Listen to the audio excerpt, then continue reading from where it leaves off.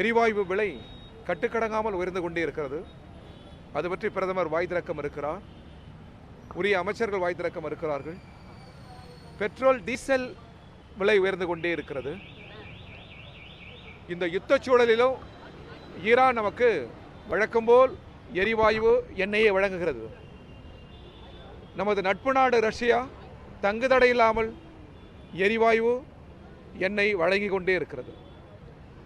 ஆனாலும் விலை உயர்ந்து கொண்டே இருக்கிறது.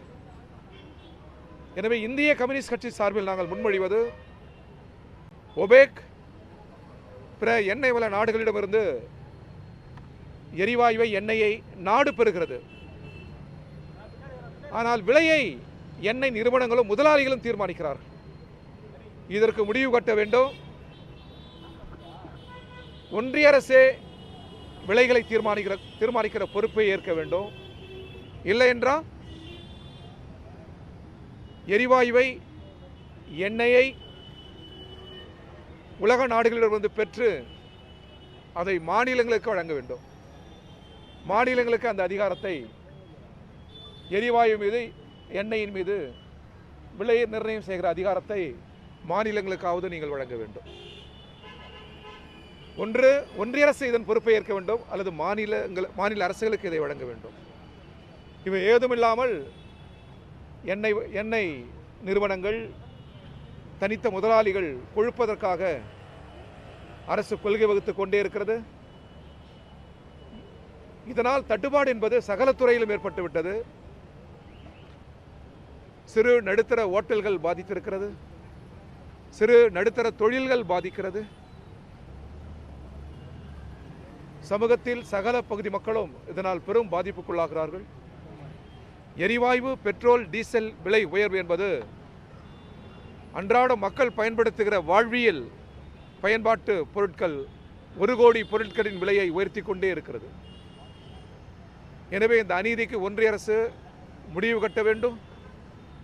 இல்லையென்றால் தொடர் போராட்டங்களை இந்திய கம்யூனிஸ்ட் கட்சி மேற்கொள்ளும் என்பதை அறிவிப்பதற்கான போராட்டம் இந்த போராட்டம். திருச்சியில் பார்த்தீங்கன்னா ஜோசப் விஜய் அவர்கள் இன்னும் எதிர்கட்சி மாதிரியே செயல்படுறாரு. கூட்டணியில் இருக்கீங்க, நல்லா வாயில வந்துருன்றாரு. ஒரு முதல்வர் பேசக்கூடிய பேச்சு மாதிரி இல்லைட்டு அனைவரும் இல்லை, தமிழக முதல்வர் கொடுத்த வாக்குறுதிகளை நிறைவேற்றுவதற்கு முன்னுரிமை அளிக்க வேண்டும். வாக்குறுதிகளை நிறைவேற்றுவதற்கு கால அவகாசங்கள் தேவை. அது மிக இயல்பு. எனவே கால அவகாசங்கள் எடுத்துக்கொள்ளலாம். ஆனால் சட்டம் ஒழுங்கை காப்பதில் ஒரு நொடியும் தாமதங்கள் கூடாது. காவல்துறை முடுக்கிவிடப்பட வேண்டும். உளவுத்துறை முடுக்கிவிடப்பட வேண்டும். ஊர்காவல் படைகளை நாம் துரிதப்படுத்த வேண்டும்.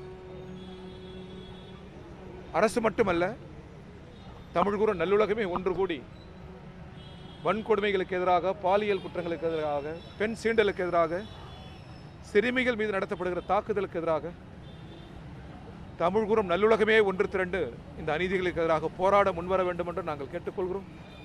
இதுபோன்ற அநீதிகளை தடுப்பதில் அரசுக்கு முழு பொறுப்பு இருக்கிறது. அதில் கூடுதல் கவனம் செலுத்த வேண்டும் என்று நாங்கள் கேட்டுக்கொள்கிறோம். தமிழக மின்துறை அமைச்சர் ஆய்வு செய்து அது 18 ஆர்டிஸ்ட் மாணவர்கள் சொல்லிட்டு கடந்த ஆட்சியில் உள்ளவங்க இந்த மாதிரி பண்ணியிருக்காங்களா அப்படின்னு 18 அதில் கோப்புகளை மறைச்சிருக்காங்க, திருடியிருக்காங்க. இது விவகாரம் எப்படி பார்க்குறீங்க? முழு விவரங்கள் வரட்டும். நிர்வாக ரீதியில் ஆய்வுகள் நடத்தட்டும். இதில் தவறுகள் ஏதாவது நடைபெற்றிருக்குமையானால், குற்றங்கள் நடைபெற்றிருக்குமையானால் அது சட்டம் தன் கையில் எடுத்துக்கொள்ள வேண்டும். யாராக இருந்தாலும் சட்டத்தின் முன் நிறுத்த வேண்டும். சட்டப்படியான நடவடிக்கைகளை மேற்கொள்ள வேண்டும். இதுதான் இந்திய கம்யூனிஸ்ட் கட்சியின் டெண்டர் போட்டாங்க சார். இந்த ஈபிலேருந்து போட்ட எல்லா டெண்டரோட ஆர்டிஸ்ட்டும் இன்னைக்கு காணாமல் நேற்று. என்ன சார்? சொல்லிட்டேன்.